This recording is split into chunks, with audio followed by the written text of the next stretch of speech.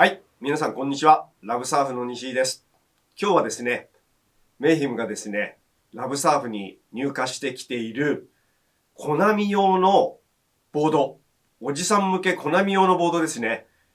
そのボードのね、説明をですね、してくれたのですね、それをですね、皆さんにね、見ていただきたいと思います。で、どんなモデルかっていうと、一つが、ラウンドノーズフィッシュレトロ。それともう一つが、パーティープラッターっていうね、この二つのスモールウェーブ用のボードなんですよ。この二つのモデルっていうのは、本当に、パフォーマンスボードのコナミ用じゃなくて、ロストのラインナップの中のコナミ用のボードなんですね。で、この二つのね、デザインの違いだったり、どういった動きをするのかとかね、MAYHEMがね、詳しくデザインについてもね、話してくれてるんでね、ぜひね、そのね、説明動画をね、今から見てください。で、普通のね、ポリのボードもスタンダードなストックボードとして、うちの方で今ね、ストックしてるんですけれども、特別なね、EPS ブランクスで、カーボンのね、仕様になってる、ダブルダート、フルカーボンのね、ボードのこっちですね。パーティープラッター。それと、ブラックシープのラウンドノーズフィッシュレトロ。ね、この、素材の違いなんかにもね、話してくれてるんで、ぜひね、興味深い話をしてくれてるんで、ね、ぜひね、ご覧になってください。はい、どうぞ。Okay, here we are. Matt Biolas here from Lost Surfboards. We're at the famous Love Surf in Tokyo, Japan. And we're talking about small waves. Small waves. Squishy little waves. Shonen style. And we're talking about boards designed specifically for very small waves. We have two right here. These are our most small wave boards. We have the Round Nose Fish Retro. And we have the Party Platter.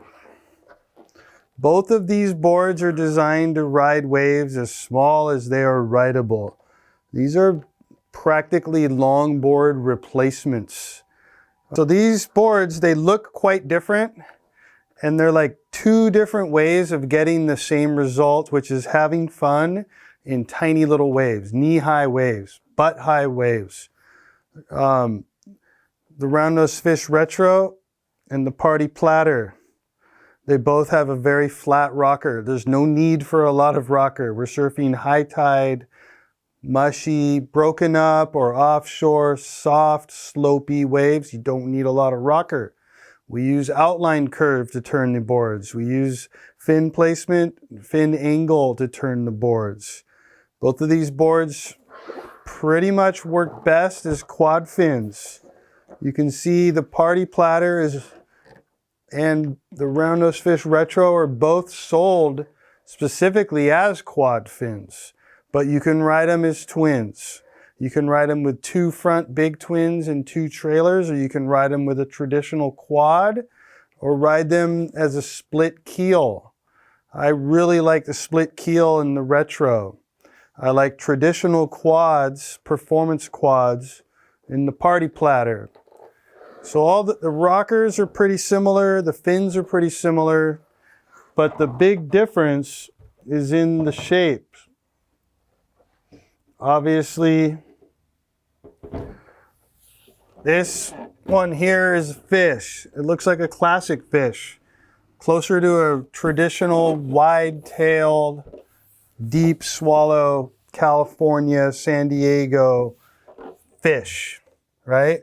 What sets this one apart is the design that we did is being my snowboard background. I've always liked to mess around with side cut outlines. I believe that the side cut in front of the wing and behind the wing help tighten the radius of the turn because it's a flat rockered board with a straight outline. It tends to be a really linear board that drives kind of flat and straight. But by putting these reverse outlines, two of them, both in front and behind the wing, it tightens the turning radius. You put this board on a rail and it goes woof, and it turns sharp. It kind of grabs the water, knifes in, and does what is effectively a pretty radical turn for such a flat rockered, wide, straight outline. Big nose, low entry, little bit of release in the tip so you don't poke. Super slight single concave through the middle, flat concave in the nose, and the V starts kind of right about in the middle of the fins and flares off into the tail. So this is the round nose fish retro. It's the most classic fish that we do, and it's specifically designed for glide and ease of speed in the tiniest of waves. Contrasting and comparing. The Party Platter is basically a longboard replacement. If you look at it, it's an elliptical outline, kind of a squash diamond tail with a round nose that resembles like a longboard or a fun board. And the reason is it's to have fun. The volume stays all the way into the snub nose. It's got a little bit of a bend in the tip, parallel through the middle, a hip in the squash to break the outline off and allow turns. And pretty much the same bottom contours as the fish here. Flat in the nose, super shallow concave under the front foot, transitioning to V in the tail. Party Platter has a little more V than the fish. The V starts at the front of the fins, so you can really kind of roll that tail back and forth. Because this tail has more surface area than the fish, I wanted more V in it so you can still control it. It doesn't slide, and it's easy to roll and do bottom turns and turn it better. We have a lot of fun. We put our pros on this thing and they love it. They can rip it. I've seen Yago Dora go crazy on this board, Cole Hauschman. For me, it's really fun. It's almost like taking a longboard, cut it in half, and you can basically catch waves and drive like a log, but do turns kind of like a performance board. Maybe not quite, but you can have fun. Super wide, super stable. I mean, you can just paddle hard, jump to your feet, and stand on flat water on this board. You can really keep on top of the water if you want. This one here is 5'6", 21 3/4, 36 liters. Beautiful board, made right here in Japan. Great finish. You can ride anything on this board. This is the Party Platter, man. Just have fun and party on. Both of these boards we do in traditional polyester, polyurethane, standard construction. What the benefits you get from this construction is you have momentum. They have density. They're not heavy, but they have a real weight, and you have momentum and you have inertia. They move down the line. They have built-in glide. We also offer them in technical builds. This is Black Sheep for the retro fish, stringerless EPS, carbon on the top, fiberglass on the bottom. And this is where you can ride a bigger, bulkier board and have it be really, really light. So a stringerless EPS epoxy build doesn't have the same momentum or the same inertia that a poly board has, but they're a lot more easy to move around, and you can throw them around and whip them and snap them. They have a lighter feel. You can they're more playful, more quick, and the lighter a board is, it's usually, to me, makes it feel smaller. So you can ride a bigger, thicker board, but if it's an epoxy and it's really light, you can still kind of throw it around and make it playful. That's Black Sheep in the Round Nose Fish Retro. And then we have Double Dart in the Party Platter. And this is like the Formula One, super high-end Black Dart, Double Dart construction. The lightest core, the strongest carbon, the fastest reaction flex. This thing is just like a small wave weapon. Like, it's just like a machine. You pull this thing out of the car, go down to the beach. I don't care if it's this big, you can have fun on this board. And this is high fidelity fun. Black Dart, Double Dart, Party Platter. はい。